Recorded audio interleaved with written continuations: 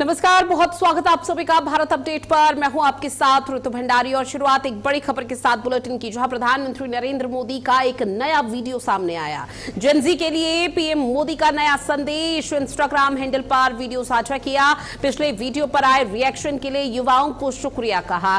तो प्रधानमंत्री नरेंद्र मोदी ने एक और वीडियो बनाया, जेनजी के लिए पीएम मोदी का नया संदेश। पिछला जो इंस्टाग्राम पर वीडियो अपलोड यहां पर पीएम मोदी की तरफ से किया गया था, जहां पर कहा गया था कि उनकी मांगों को सुना जा रहा है, सिलसिलेवार तरीके से बात की जा रही है, लेकिन इस प्रदर्शन को उग्र ना होने दे, देश की संपत्ति को नुकसान ना पहुंचाए, क्योंकि ये आपका घर है और आपके घर के बड़े अगर नहीं सुनते हैं तो उसके फिर घर के सामान को बाहर नहीं फेंक दिया जाता है, उस पर आग नहीं लगाई जाती है, उस पर तोड़फोड़ नहीं की जाती है। महज ये समझाने का प्रयास जेनजी जनरेशन को प्रधानमंत्री नरेंद्र मोदी की तरफ से किया गया था, लेकिन पीएम मोदी ने एक और वीडियो इस बीच जारी किया है जेनजी जनरेशन के लिए। और जेनजी जो इस वक्त सड़कों पर उतरे हुए हैं, उनको शुक्रिया अदा किया गया है, उनको शुक्रिया कहा गया और ये कहा गया कि जेनजी इस वक्त जो प्रोटेस्ट कर रहे हैं और जो पिछला वीडियो पीएम मोदी ने साझा किया था उस पर ढेर सारा प्यार मिला है, कई रिएक्शन सामने आए, उसके लिए शुक्रिया पीएम मोदी ने किया है। तो ये बड़ी खबर, जहां दिल्ली के जंतर मंतर पर लगातार प्रदर्शन का सिलसिला जारी है। इस बीच आपको बता दें, जेनजी जनरेशन का ये पहला ऐसा प्रोटेस्ट जहां सरकार झुक गई है और उसी को लेकर सरकार की तरफ से लगातार कहा जा रहा है कि जो जेनजी जनरेशन है वो यहां पर प्रोटेस्ट कर रही है अपने भविष्य को सिक्योर करने के लिए। लेकिन इस बीच जो तस्वीरें सामने आ रही है वो तस्वीरें थोड़ी बहुत परेशान भी करती हैं, जिसके बाद आपको बता दें कि प्रधानमंत्री नरेंद्र मोदी ने एक और वीडियो साझा किया और उस वीडियो को शेयर करते हुए पीएम मोदी ने पिछले वीडियो पर आए जेनजी जनरेशन के प्यार और उस रिएक्शन का धन्यवाद ज्ञापित किया है। पीएम मोदी की तरफ से कहा गया कि जो पिछला वीडियो उन्होंने मेंशन किया था जेनजी के प्रोटेस्ट को लेकर, उसमें जो भी यहां पर रिएक्शन सामने आए उसको लेकर जेनजी जनरेशन का धन्यवाद। फ्रेंड्स, कल देर रात आपसे मिलने का मौका मिल गया। मेरे जो वीडियो पोस्ट किया था उसको जिस प्रकार से आपने रिस्पॉन्ड किया, सकारात्मक सुझाव दिए, थैंक्स टू एवरीबॉडी। ये आपका प्यार बना रहेगा, हमारा नाता और अधिक सक्रियता से जुड़ता रहेगा। थैंक यू दोस्तों, थैंक यू फ्रेंड्स। तो देखिए, प्रधानमंत्री नरेंद्र मोदी का वीडियो आप तक साझा किया, किस तरह से पीएम मोदी ने जेनजी जनरेशन को थैंक यू फ्रेंड्स कहकर संबोधित किया और इसके साथ ही कहा कि जो पिछले वीडियो पे उन लोगों ने रिएक्ट किया है, अपनी बातों को रखा है और कई कमेंट यहां पर किए हैं, उसके लिए धन्यवाद करते हुए पीएम मोदी नजर आए हैं। इस बीच एक और बड़ी खबर, जहां पेपर लीक मामले से जुड़ी हुई ये बड़ी खबर है। पेपर लीक मामले पर दिल्ली पुलिस का एक बड़ा एक्शन। दिल्ली पुलिस ने एसटीएफ का गठन कर दिया है। परीक्षा से जुड़े हुए अपराधों की जांच अब एसटीएफ की टीम करेगी। क्राइम ब्रांच के डीसीपी अब इस पूरे मामले की अगुवाई करते हुए नजर आएंगे। तो ये बड़ी खबर, जहां एसटीएफ का गठन कर दिया गया है दिल्ली पुलिस की तरफ से, और इस पूरे मामले पर आपको बता दें कि एसटीएफ अब नए सिले के तहत कार्रवाई का सिलसिला आगे बढ़ाएगी और परीक्षा से जुड़े हुए जो तमाम अपराध है उसकी जांच पड़ताल एसटीएफ की तरफ से की जाएगी। तो क्राइम ब्रांच के डीसीपी इस दौरान इस पूरे मामले की अगुवाई करेंगे, उनके नेतृत्व में ही एसटीएफ का गठन और एसटीएफ इस पूरे मामले पर जो भी परीक्षा से जुड़े हुए अपराध है उसकी जांच एसटीएफ नए सिरे के साथ करेगी। और उम्मीद जताई जा रही है जब एसटीएफ इस पूरे मामले पर कमान संभालेगी तो निश्चित तौर पर कई बड़े यहाँ पर खुलासे हो सकते हैं। तो बड़ी खबर, जहां आपको बता दें कि एसटीएफ की तरफ से लगातार इस पूरे मामले पर गठन की बात की जा रही है और एसटीएफ का गठन करने का जिक्र किया गया है। डीसीपी की अगुवाई में एसटीएफ का गठन होगा। तो जंतर मंतर का ये प्रोटेस्ट, जहां परीक्षा को लेकर लगातार विरोध दर्ज किया जा रहा है, लेकिन अब एसटीएफ का गठन होने जा रहा है पूरे मामले से जुड़ा हुआ। तो ये बड़ी खबर लगातार आप तक साझा कर रहे हैं, जहां दिल्ली पुलिस की तरफ से ये बड़ा फैसला लिया गया है। अब जो जटिल अपराध इस पूरे मामले पर हुए थे उसको लेकर एसटीएफ यहां पर कार्रवाई करेगी। और ऐसे में आपको बता दें कि दिल्ली प्रोटेस्ट को लेकर जो दिल्ली पुलिस है वो फिलहाल पूरी तरह से एक्शन मोड पर है और ऐसे में एक बड़ा ऐलान कर दिया गया है कि अब एसटीएफ का गठन होगा और एसटीएफ का जब गठन होगा तो उस दौरान इस पूरे मामले पर कार्रवाई की जानी है।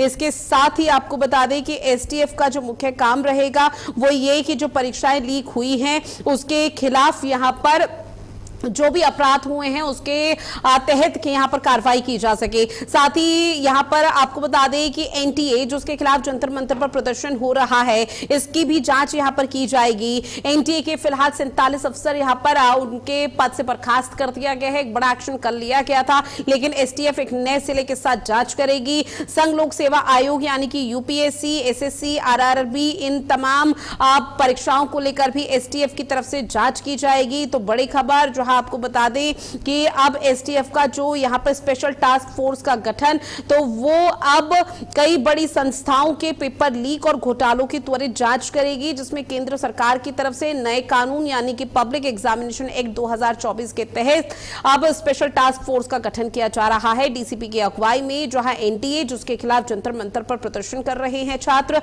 यूपीएससी यानी कि संघ लोक सेवा आयोग, एसएससी कर्मचारी चयन आयोग, आरआरबी रेलवे भर्ती बोर्ड और आईबीपीएस बैंकिंग परीक्षा जो पेपर लीक हुए थे उसको लेकर एसटीएफ नए सिले के साथ अब कार्रवाई का सिलसिला आगे बढ़ाएगी।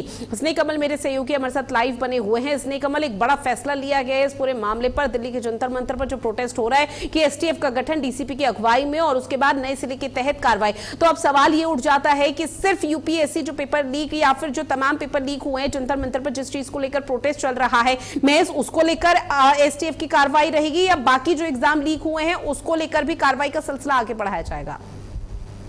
जी बिल्कुल रितु, जिस तरह से जो है एसटीएफ दिल्ली पुलिस ने क्राइम ब्रांच के तहत एसटीएफ गठन किया गया वो देश की तमाम जो प्रतियोगी परीक्षाएं जिसमें भी शिकायत मिली उसको सभी का जो है जांच करेगी। तो कुल मिलाकर देश भर में प्रतियोगी परीक्षाओं, पेपर लीक, अनियमितताओं को लेकर जो लगातार सवाल उठ रहे थे उस बीच दिल्ली पुलिस ने एक बड़ा कदम उठाया। दिल्ली पुलिस आयुक्त अनुराग कुमार की मंजूरी मिलने के बाद दिल्ली पुलिस की क्राइम ब्रांच ने एक स्पेशल टास्क फोर्स यानी एसटीएफ गठन किया है। यह विशेष team public examination prevention of unfair means act 2024 के तहत सार्वजनिक परीक्षाएं, तो ऋतु यहाँ पर यह वर्ड यूज किया, सार्वजनिक परीक्षाएं जो भी पब्लिक एग्जाम होंगे उसमें किसी तरह की कोई भी परीक्षा हो सकती है।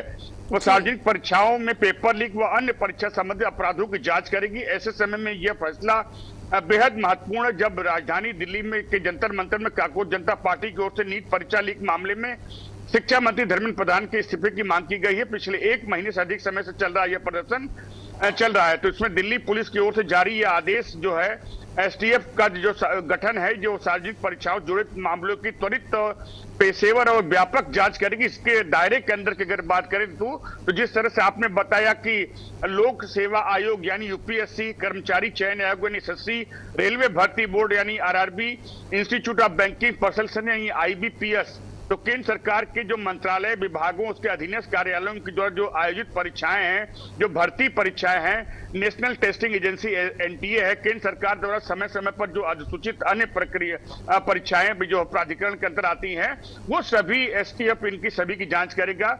इसका नेतृत्व जो क्राइम ब्रांच के जो है जो डीसीपी हैं, उपायुक्त क्राइम करेंगे, वही special commissioner of police crime विशेष इस पूरे कार्य की जो है निगरानी रखेंगे, प्रशासनिक नियंत्रण रखेंगे। आवश्यकता पड़ने पर जांच और अभियोजन को प्रभावी बनाने के लिए दिशा निर्देश में कुछ परिवर्तन किया जा सकता है। तो कुल मिलाकर हम कह सकते हैं ऋतु कि जिस तरह से जो है पूरे देश में जो है एनटीए की परीक्षा या सीबीएसई की जो जांच में जो दिक्कतें आई तो उसको लेकर जो है प्रदर्शन चल रहा है, उस बीच दिल्ली पुलिस ने एक बड़ा कदम उठाया है और दिल्ली पुलिस की क्राइम ब्रांच के तहत एसटीएफ का गठन किया गया है। देखिए, परीक्षाओं के माफियाओं पर भी अब शिकंजा यहाँ पर स्नेह कमल एसटीएफ की तरफ से कसा जाएगा, तो निश्चित तौर पर अब उम्मीदें और ज्यादा बढ़ जाती हैं कि जो अब तक पेपर लीक हुए हैं उसकी जांच के दायरे को जब बढ़ाया जाएगा तो सिर्फ एनटीए पर गाज नहीं गिरेगी, एनटीए के साथ साथ शायद और भी बड़े अधिकारी सस्पेंड हो सकते हैं जब एसटीएफ की कार्रवाई होगी। जी बिल्कुल, जिसे सितु आपने कहा कि एसटीएफ गठन तो अभी हुआ है, एसटीएफ अपना काम करना शुरू करेगी, लेकिन उससे पहले ही कल शिक्षा मंत्रालय ने 47 एनटीए के अधिकारियों को सस्पेंड किया। उसके बाद यह भी कहा कि इसकी जांच अभी आगे जारी रहेगी। जो आउटसोर्सिंग के माध्यम जिनको जो रखे गए उसकी प्रक्रिया को जो और पारदर्शी बनाया जाएगा। इसके अलावा जो है कुछ अधिकारियों पर जो है क्रिमिनल आपराधिक कार्यवाही भी की जा सकती है। तो कुल मिलाकर जिस तरह से जो पिछले 1 महीने से जो छात्रों का आंदोलन चल रहा है उसके मद्देनजर हम कह दें तो कम से कम केंद्र सरकार का ये जो कदम हो या दिल्ली पुलिस कदम हो या शिक्षा मंत्रालय के जो तमाम कदम है कहीं न कहीं छात्रों के घाव पर मरहम लगाने का काम करेंगे। ठीक है स्नेह कमल, फिलहाल जानकारी साझा की उसके लिए आपका बहुत शुक्रिया। और इस बीच एक और बड़ी खबर, जो आज आगरा के दौरे पर सीएम योगी आदित्यनाथ आगरा को करोड़ों की सौगात देंगे। 53 विकास परियोजनाओं का लोकार्पण शिलान्यास होगा। जनसभा को भी संबोधित करेंगे योगी आदित्यनाथ। जहां आगरा के दौरे पर सीएम योगी आदित्यनाथ हैं और ऐसे में आगरा का ये दौरा बेहद महत्वपूर्ण कई मायनों में हो जाता है, क्योंकि आपको बता दें कि आगरा वो विधानसभा सीट है जहां पर 2022 के विधानसभा चुनाव में सिर्फ एक जगह पर यानी कि एक क्षेत्र में बीजेपी को झटका लगा था। वहां पर बीजेपी थोड़ी कमजोर हो गई थी, लेकिन इस बार वो कोर कसर को दूर करना चाहती है बीजेपी उत्तर प्रदेश में, जिसके चलते लगातार आगरा के दौरे पर सीएम योगी आदित्यनाथ पहुंच रहे हैं। और एक बार फिर से सीएम योगी आदित्यनाथ का यह आगरा का दौरा है, जहां आगरा के दौरे पर योगी आदित्यनाथ जब पहुंचेंगे तो वहां के जनप्रतिनिधि और कई दिग्गज वहां पर सीएम योगी आदित्यनाथ की अगवानी करेंगे, उनका भव्य स्वागत करेंगे। आगरा को साथ ही करोड़ों के विकास कार्यों की सौगात देंगे और इसके साथ ही जो अधिकारी गण हैं उनके साथ समीक्षा बैठक की जा सकती है कानून व्यवस्था को लेकर। इसके साथ ही जनप्रतिनिधियों के साथ समीक्षा बैठक की जा सकती है योगी आदित्यनाथ के नेतृत्व में के प्रदेश क्षेत्र में किस तरह से विकास यहां पर हो रहा है। जिले में विकास की बयार जो इस वक्त सरकार की तरफ से बहाई जा रही है उसका लाभ लोगों तक पहुंच पा रहा है सही तरीके से या नहीं, इसका भी आकलन यहां पर किया जाएगा। तो लगातार आप तक साझा कर रहे हैं जहां सीएम योगी आदित्यनाथ चूंकि आज 3 जिलों के दौरे पर हैं, पहले फतेहपुर जाएंगे, उसके बाद जालौन का रुख करेंगे और शाम का समय होगा 4 बजे के आसपास का जब सीएम योगी आदित्यनाथ आगरा के दौरे पर रहेंगे। और यह आगरा का दौरा कई मायनों में महत्वपूर्ण हो जाता है, जहां सीएम योगी आदित्यनाथ के दौरे को लेकर पहले से ही तैयारियों को धरातल पर अमल में लाया जा रहा था, लेकिन अब जब सीएम यहां पर पहुंचेंगे तो उस दौरान बीजेपी कार्यकर्ताओं में खासा उत्साह है। कृष्णा त्यागी मेरे सहयोगी हमारे साथ लाइव बने हुए हैं ज्यादा जानकारी के साथ। कृष्णा, चूंकि सीएम योगी आदित्यनाथ का यहां पर आगरा का दौरा है और शाम 4 बजे के आसपास सीएम योगी आदित्यनाथ आगरा पहुंच जाएंगे, ऐसे में धरातल पर क्या तस्वीरें सामने आ रही है योगी आदित्यनाथ के दौरे को लेकर? निश्चित तौर से तो कह सकते हैं कि मुख्यमंत्री योगी आदित्यनाथ का आज आगरा और ये जो दिवसीय आगरा में इनका दौरा है, तो आज करीब 3:40 पर जालौन से एयरपोर्ट के माध्यम से जो जनसभा टाटा ग्राउंड में होगी, के बाद 3:45 से और 4:45 तक ये जनसभा रहेगी। इसके बाद 4:55 से मंडला कार्यालय में मुख्यमंत्री योगी आदित्यनाथ एक बैठक है विश्व हिंदू परिषद को लेकर और आवास विकास की एक कार्यालय को लेकर भी एक बैठक रहेगी और करीब ये बैठक 1 घंटे रहेगी। और बताया जा रहा है कि रात में भी इसका विक्रम रहेगा और साधु संस्था और साधु संस्था को लेकर भी काफी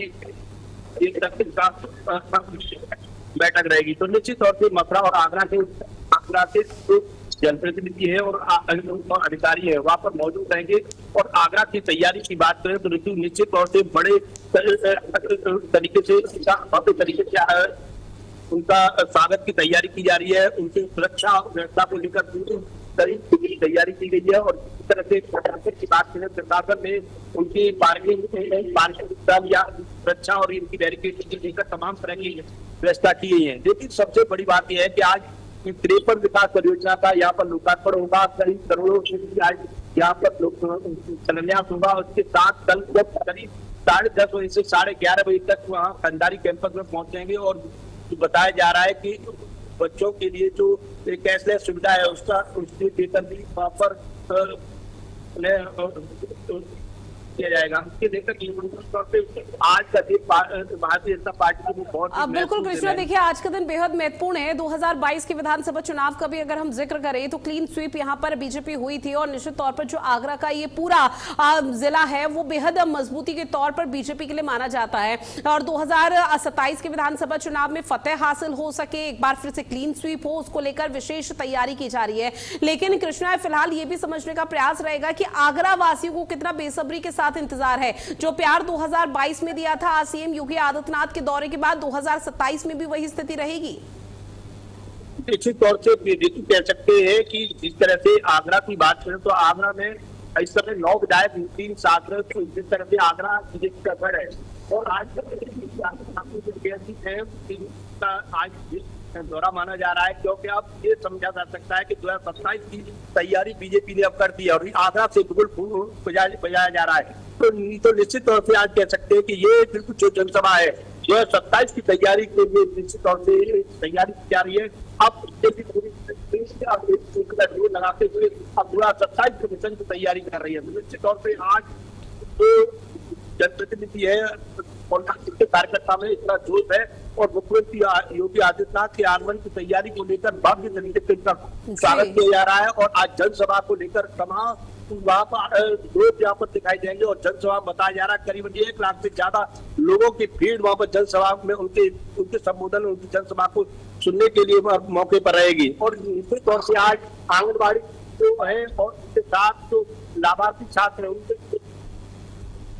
उनको सम्मान देने की बात होगी। और निश्चित तौर से जनसभा में तमाम तरह के आज मुख्यमंत्री योगी आदित्यनाथ के माध्यम से तमाम तरह की चीजें आज देखने को मिलेंगी। कृष्णा, देखिए, जब यहाँ पर 2022 में एक बार फिर से बार बार इस चीज का जिक्र किया जा रहा है क्योंकि 2027 के लिए जो अपनी चुनावी रेखा है उसको मजबूत करने का प्रयास यहाँ पर किया जा रहा है और उसकी जो जिम्मेदारी है वो सीएम योगी आदित्यनाथ के कंधों पर है। ऐसे में सीएम योगी आदित्यनाथ यहाँ पर पहुंचेंगे तो जो जीत का श्रेय है निश्चित तौर पर वो अब सीधे तौर पर कार्यकर्ताओं को दिया जाता है। लेकिन कार्यकर्ताओं में कितना उत्साह है? कार्यकर्ता जब यहाँ पर सीएम योगी आदित्यनाथ पहुंचेंगे तो किस तरह से बड़े स्तर पर तैयारी की गई है? क्या 1-on-1 संवाद भी होगा योगी आदित्यनाथ और कार्यकर्ताओं का? कह सकते हैं आज मुख्यमंत्री योगी आदित्यनाथ आएंगे तो निश्चित तौर पर कार्यकर्ताओं में जोश होता है। पूरे से और उनके परियोजना को लेकर बिल्कुल ऐसा लग रहा है कि बिल्कुल वहाँ पर मुख्यमंत्री योगी आदित्यनाथ का एक नया स्वरूप वहाँ देखने को मिल रहा है। बिल्कुल, और देखिए एकमात्र यही वजह है कि लगातार कार्यकर्ता धरातल पर अडिग हैं, मजबूत हैं। बहरहाल जानकारी साझा की उसके लिए बहुत शुक्रिया कृष्णा त्यागी आपका। अब बात अगली खबर की, जहां उत्तर प्रदेश की राजधानी लखनऊ को उत्तर प्रदेश कैपिटल विजन के तहत आधुनिक और बेहतर कनेक्टिविटी वाला शहर बनाने की दिशा में तेजी से काम किया जा रहा है। मुख्यमंत्री योगी आदित्यनाथ के निर्देश पर शहर में metro, green corridor, underpass, flyover और आउटर रिंग रोड जैसे बड़े प्रोजेक्ट पर काम हुआ है। इससे लोगों को जाम से काफी ज्यादा राहत मिली है। वहीं राजधानी लखनऊ को प्रदेश के अन्य जिलों से जोड़ने के लिए एक्सप्रेसवे नेटवर्क को भी मजबूत किया जा रहा है। मुख्यमंत्री ने अधिकारी और जनप्रतिनिधियों के साथ बैठक की है और विजन 2051 के आधार पर लखनऊ के विकास की रूपरेखा तैयार करने के निर्देश दे दिए हैं। तो ये तस्वीरें भी आपको दिखा रहे हैं जहां लगातार सीएम योगी आदित्यनाथ की तरफ से हर जिले की दिशा और दिशा को बदला जा रहा है और सीएम योगी आदित्यनाथ यहां पर विकास योजनाओं को अब रफ्तार कैसे मिले, लखनऊ का डेवलपमेंट कैसे हो, लखनऊ का विकास कैसे हो, उसको लेकर कार्यकर्ताओं के साथ संवाद कर रहे हैं। योगी सरकार की तरफ से 2051 का यहां पर रोड मैप तैयार कर लिया गया है। इसके साथ ही राजधानी लखनऊ अब आधुनिक शहर बनेगा और उसी में अब गिना जाएगा। ये बड़ी ऐतिहासिक उपलब्धि योगी आदित्यनाथ के कंधों पर होगी, जहां विकास योजनाओं को अब रफ्तार मिलेगी, गति मिलेगी और लखनऊ की दिशा और तस्वीर बदलती हुई नजर आएगी।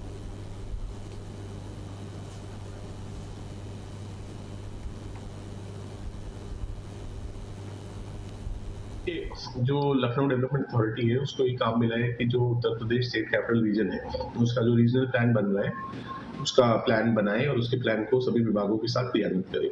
जो Uttar Pradesh state capital region authority है, माननीय मुख्यमंत्री जी और उत्तर प्रदेश सरकार की ये टॉप मोस्ट प्रायोरिटी है। RRTS लखनऊ से कानपुर तक जो बनना है और जो हाई स्पीड रेल है दिल्ली से बनारस जो बनना है जिसमें लखनऊ के वाया जाएगा, उन सबको हम लोग इंटीग्रेट करके कैसे इस क्षेत्र में विकास कर सकते हैं इसका हम लोग प्लान बना रहे हैं। उत्तर प्रदेश के मुखिया योगी आदित्यनाथ के निर्देश के बाद स्टेट कैपिटल विजन 2051 की शुरुआत हो चुकी है। कहीं ना कहीं लखनऊ को हाई स्पीड ट्रेन से जोड़ा जाएगा, तो वहीं नए एयरपोर्ट बनेंगे, बस अड्डे बनेंगे और एक्सप्रेस वे के माध्यम से चाहे उत्तराखंड हो चाहे तमाम जो उत्तर प्रदेश की राजधानी लखनऊ से जोड़ने वाले शहर हो उन पे कार्य शुरू हो गया है। वहीं लखनऊ की अगर बात करें तो ग्रीन कॉरिडोर का फेज 4 का कार्य कार्य प्रगति पर है। लखनऊ विकास प्राधिकरण के उपाध्यक्ष रत्नेश कुमार ने बताया कि जिस तरीके से उत्तर प्रदेश के मुखिया योगी आदित्यनाथ ने दिशा निर्देश दिया है, सभी विभागों के साथ बैठक हो रही है, लगातार समन्वय व्यवहार बनाया जा रहा है और विकास की गति को लगातार बढ़ावा दिया जा रहा है। स्टेट कैपिटल विजन 2051 के आधार पर लखनऊ विकास प्राधिकरण कहीं ना कहीं सभी विभागों का सहयोग कर रहा है और निरंतर विकास कार्य की योजना बन रही है और उस पे गति मिल रही है। ग्रीन कॉरिडोर से लेकर के हाई स्पीड ट्रेन और एक्सप्रेस वे और लखनऊ के तमाम पार्क्स और सड़कों की लगातार सुंदरता और उनकी व्यवस्था को सुनिश्चित किया जा रहा है। कैमरामैन गौरव के साथ प्रवीण कुमार पांडे, भारत अपडेट, लखनऊ। अब बात करते हो उन्नाव की, जहां लंबे समय से निर्माणाधीन पुल 31 जुलाई से आम जनमानस के लिए खोल दिया जाएगा। आपको बता दें कि पुल शुरू होने के बाद हरदोई और संडीला की ओर से आने वाले वाहन अब सीधे अपने मूल मार्ग से गुजरेंगे। इससे उन्नाव सरोसी परियर मार्ग पर वाहनों का दबाव काफी कम हो जाएगा और सरोसी क्षेत्र में लगने वाले लंबे जाम से लोगों को अब राहत भी मिलती हुई नजर आने वाली है। अब इस रास्ते पर स्थानीय लोग, व्यापारी वर्ग, विद्यार्थी और रोजाना सफर करने वालों का आवागमन भी आसान होने वाला है। आपको बताते चले कि लोक निर्माण विभाग के अधिशासी अभियंता सुबोध कुमार ने बताया है कि पुल का निर्माण अब अंतिम चरण पर पहुंच चुका है और 31 जुलाई से इसे जनता के लिए खोल दिया जाएगा। तो देखिए तस्वीरें आपको दिखा रहे हैं उन्नाव की, जहां पर फिलहाल 31 जुलाई से ये पुल पूरी तरह से खुल जाएगा। जो निर्माण कार्य है वो फिलहाल अंतिम चरण पर पहुंच चुका है और जब ये पुल खुल जाएगा तो निश्चित तौर पर लोगों को ट्रैफिक की जो व्यवस्था है, जो अव्यवस्था देखने को मिल पाती है, यानी कि ट्रैफिक जाम से निजात भी मिलेगी और न सिर्फ ट्रैफिक जाम से निजात मिलेगी बल्कि लोगों को रोजगार भी मिलेगा।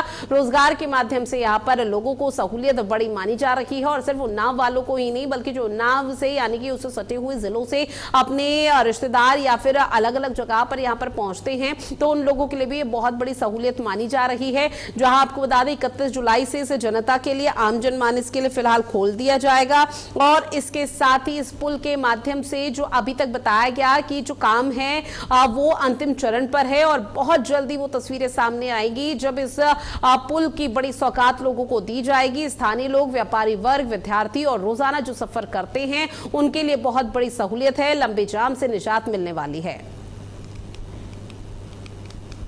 घर में जो है काम काफी हो गया है, इसमें स्लैब पड़ गई है और 21 दिन बाद हम इसमें यातायात को चालू कर पाएंगे। बाकी छोटे 4 पहिया वाहन और मोटरसाइकिल के लिए पीपे का पुल बगल में बना हुआ है, उससे जो है आराम से ट्रैफिक चल रहा है। और जो बड़ी गाड़ियां हैं, बड़ी गाड़ियों के लिए जो है 31 जुलाई से हमारा प्रयास है कि 31 जुलाई से इस पर सभी तरह के वाहन चलना शुरू हो जाए। और इस बीच फर्रुखाबाद से एक बड़ी खबर मिल रही है। परिवहन विभाग का बड़ा अभियान, आपको बता दें स्कूली वाहनों के खिलाफ विशेष चेकिंग अभियान चलाया गया। स्कूली वाहनों में क्षमता से अधिक बच्चे बैठे हुए मिले हैं। साथ ही आपको बताते चले कि अभियान के दौरान कई वाहनों के चालान भी इस दौरान काटे गए। तो ये चेकिंग अभियान चलाया गया है। चेकिंग अभियान के माध्यम से आपको बता दें कि यहाँ पर स्कूली वाहनों के कई चालान काटे गए हैं, यानी कि क्षमता से अधिक बच्चों को बैठाया गया था, जो कि एक बड़े हादसे को यहाँ पर दावत दे सकता है। और इसी के लिए लगातार परिवहन विभाग की तरफ से न सिर्फ फर्रुखाबाद बल्कि अलग अलग जिलों में विशेष और बड़ा अभियान चलाया जा रहा है। स्कूली वाहनों के खिलाफ जो चेकिंग अभियान चलाया गया उसमें स्कूली वाहनों में क्षमता से अधिक बच्चे बैठे हुए मिले, जहां अभियान के दौरान कई वाहनों के चालान भी किए गए हैं। और परिवहन विभाग के अधिकारियों की तरफ से स्कूली वाहन चालक को यहां पर हिदायत भी दी गई है कि आने वाले समय के लिए भी वो विशेष सावधानियां बरते, कोई भी मासूम बड़े हादसे की चपेट में ना आए, उसका शिकार ना हो, इस चीज का ख्याल रखा जाए। और देखिए तस्वीरें आपको धरातल की दिखा रहे हैं, ग्राउंड जीरो पर किस तरह से कई अधिकारी गण यहाँ पर बने रहे, जहां परिवहन विभाग की टीम भी मौके पर पहुंची और इसके साथ ही स्कूली वाहनों के सत्यापन किया गया, वेरिफिकेशन किया गया और ऐसे में चालान भी काटे गए क्योंकि क्षमता से ज्यादा बच्चों को बैठाया गया हुआ था। और ऐसे में हिदायत भी दी गई है लोगों को कि अगर क्षमता से ज्यादा बच्चे बैठाए जाते हैं तो इस दौरान विशेष ध्यान दें, क्योंकि इस तरह से कई बड़े हादसे हो जाते हैं जिसमें मासूम बच्चों की जान चली जाती है। तो उस लिहाज से कहीं ना कहीं ये बेहद जरूरी हो जाता है और इस तरह के जो विशेष अभियान है, चेकिंग अभियान, वो परिवहन विभाग और पुलिस बल की तरफ से लगातार चलाए जाते हैं। और एक बार फिर से वही तस्वीरें फर्रुखाबाद से सामने आई हैं, जहां फर्रुखाबाद की तस्वीरें आपकी टीवी स्क्रीन पर साझा कर रहे हैं। आपको बता दें कि इस दौरान स्कूली वाहनों की चेकिंग की गई है, उनके डॉक्यूमेंट्स खंगाले गए हैं और ऐसे में क्षमता से ज्यादा बच्चों को जो बैठाया गया उसको लेकर भी हिदायत यहां पर परिवहन विभाग की तरफ से फिलहाल दी गई है।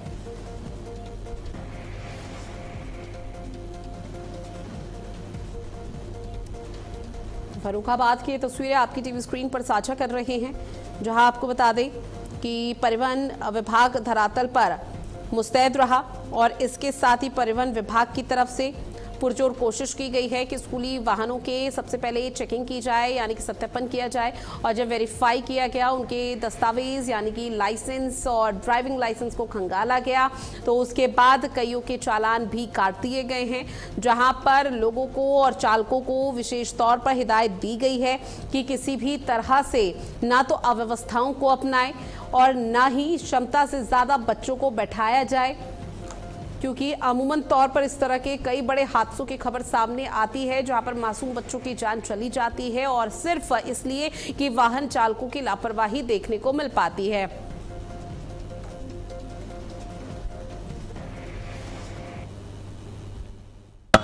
कितना क्या चेकिंग अभियान कितनी क्या स्कूल वाहनों में बच्चों की सुरक्षा के दृष्टिगत यह अभियान चलाया गया है कि असुरक्षित वाहनों में बच्चों को ना भेजें। ये हम लोग अपना जो है अपील कर रहे हैं गार्जियन से और यहाँ मौके पर आकर के हम लोग चेकिंग कर रहे हैं कि किस तरह से असुरक्षित वाहनों पर ओवरलोड बच्चे ढोए जा रहे हैं कि 4 सीट की सीटिंग कैपेसिटी है, किसी में 8 है, किसी में 10 है, किस तरह से असुरक्षित है बच्चों के लिए। इसी के दृष्टिगत आज अभियान चलाया गया। और चलिए बुलेटिन में इतना ही, आप बने रहिएगा भारत अपडेट के साथ। नमस्कार।